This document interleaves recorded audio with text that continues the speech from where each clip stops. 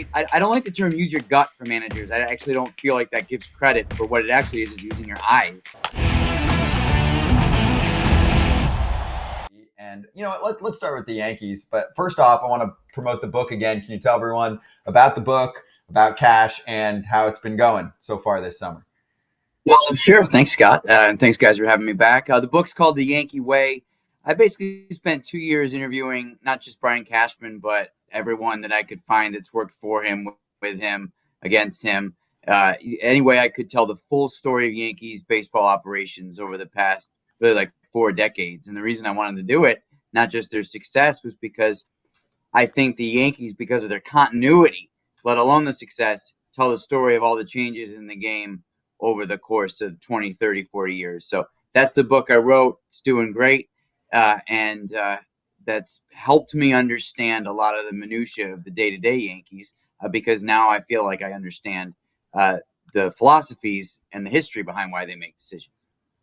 Andy, let me ask you this. How easy it is to write a book on the Yankees? Because you know it's going to sell good. So did you just take the layup and be like, oh, the Yankee way? It seems so easy. Because every Yankee fan's going to be like, oh, Andy Martino, he's famous. He wrote a book on the Yankees. It's got to be good. I wouldn't say I framed it like that to the publisher, AJ, but that was basically the mindset. Yeah. In fact, it's smart. It's smart. Because now if you were like, I'm going to write one on, I don't know, who's been the worst team for like the last 20 years. I don't know. Pick a team. Like Rockies. If you're going to on the Marlins, like we'll say, right. I'm going to write it on the Marlins way, right? Let's see how many books you sell then, Andy. Let's see how Well, I'll tell you what, you make. I'm not going to deny it. You come up with, if you can tell a good story about something that there's a lot of eyeballs on, that's the sweet spot, isn't it? So yes, good for you. Guilty as charged. Good for you. I'm proud of you, because if I was in your position, I would do the exact same thing. There you go. Breaking news, the Yankees sell. Okay, so then let's get to the team. Yes, and then we'll get to the Mets. So first off, with the Yanks, they fall last night, walk-off loss, Clay Holmes on the mound. To me, it opens up a bigger conversation that can maybe tie into your understanding of the inner workings of the organization. Yankee fans are like, we're so sick of hearing them defend certain players. Is that a Yankee thing? Is that a normal thing, right? You got to defend Clay Holmes at this point, even though it's double-digit saves. They're defending, a DJ LeMahieu, certain other players in the org that are struggling. It's not like they have, replacements at the moment. Although I guess you could say for position players, they do a little bit more. But what's your take on the state of some of the struggling Yanks?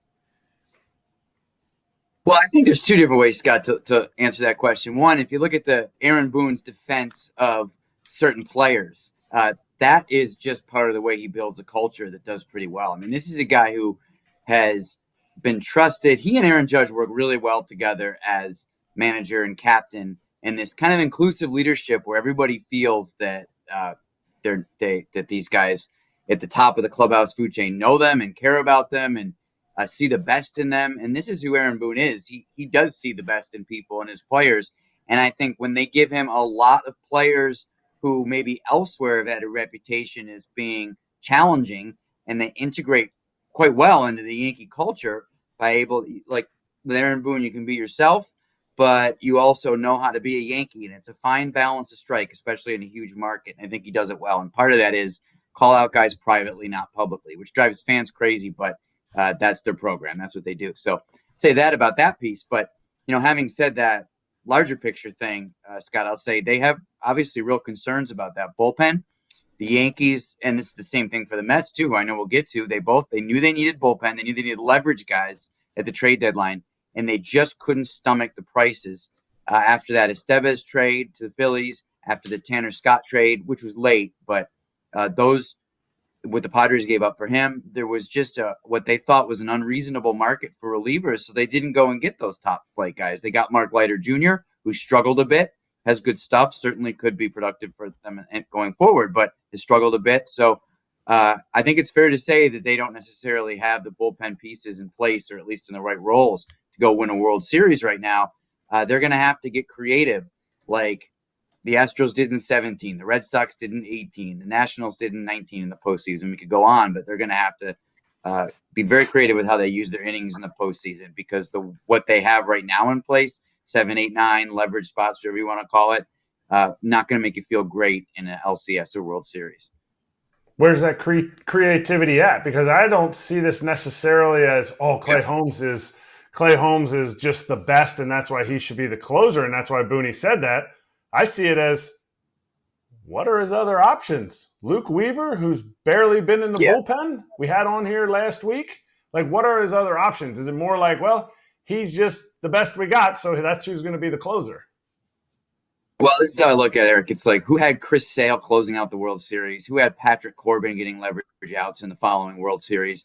Certainly, those aren't things you predict until you get into the moment. And that's the way Aaron Boone's going to probably have to manage this thing. So you're looking for who is it going to be? Maybe it's Clark Schmidt. There was a lot of thinking in the organization that it could be Luis Heel for that swing and miss in the late innings. But the problem with that now is that Heel, if he holds up physically, that's got to be your game 2 starter. I would say over Rodon at this point, based on performance. So you're right. There's not as many options as they would like. They weren't able or willing to maximize the trade deadline that way. So it's guys like Schmidt. We'll see where Stroman fits in. I mean, Stroman's obviously a sinker baller. You don't love moving to the bullpen, but I'm just using that as an example of things that we haven't thought about yet today in detail are going to have to be the things the Yankees try in October pitching wise.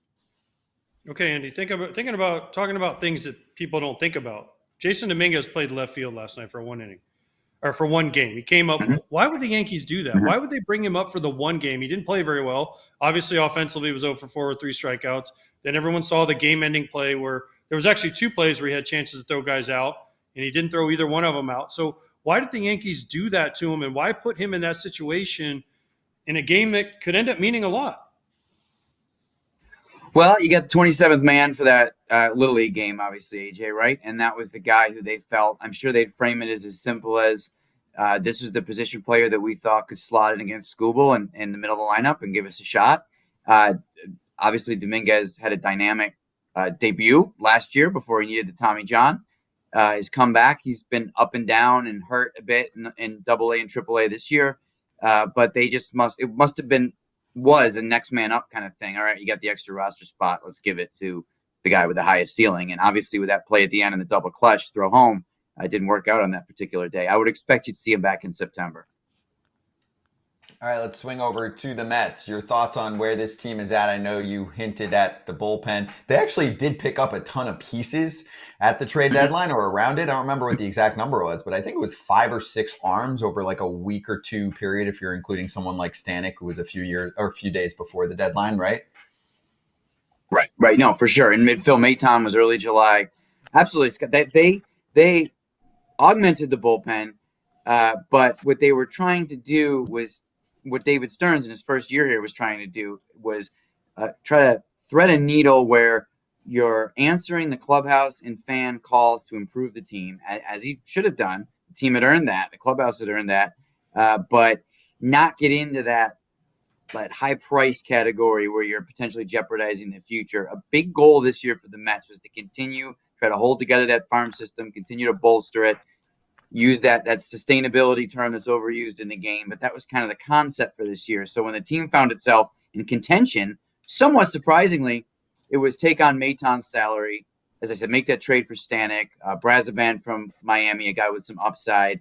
It was more like raising the floor of the bullpen was the attempt than going out and getting your Tanner Scotts or what have you, the higher leverage, higher priced relievers. So that's the needle that they tried to thread. And so far, the returns have been okay. Maton didn't have a great game yesterday. Stanek's had some good ones, some bad ones. Brazoban yesterday didn't have a good game. I don't mind the approach all around because basically what the Mets did was keep the team together, not blow it up, not sell, but understand that this wasn't necessarily the year to completely go for broke with the farm system. And what we've seen as the result of that is a team that's been playing okay, but certainly hasn't taken off or necessarily taken advantage of a softer part of the schedule that they're just coming out of. We've talked about manager of the year earlier. You just said, we kind of put together a decent Mets team here. Does that mean Carlos Mendoza has overperformed, underperformed in his first year as manager, or just kind of done what we thought he should have done for manager of the year? I think, Eric, you singled out the right guy here to talk about because to me, this is a potential managerial superstar watching him up close. I had him as a coach who I covered with the Yankees. I know you were with him with the Yankees as well. Obviously a smart guy, lots of personality, lots of potential. So when he got the job, I was like, oh, this is going to be good. This will be pretty good. But you never know how a guy is when he gets into that big seat. Sometimes leadership makes people grow into that. Sometimes leadership kind of shrinks people and exposes them. And this guy has been such a fit from day one.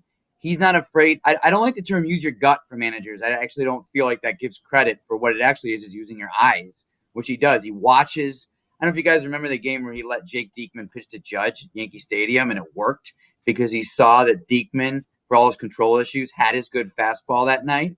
So he surprises Judge by throwing a fastball down the middle. Mendoza sees things in the game and acts on them and has a feel for his people.